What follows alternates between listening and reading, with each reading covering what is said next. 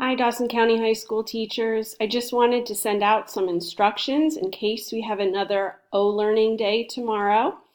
If you go to your Black Inclement Weather Day folder, I realized that some of you didn't realize that you could click the arrow on the left and that would expand to show that your folder's inside there. You can see that days 2 and 3 are grayed out because they are unpublished.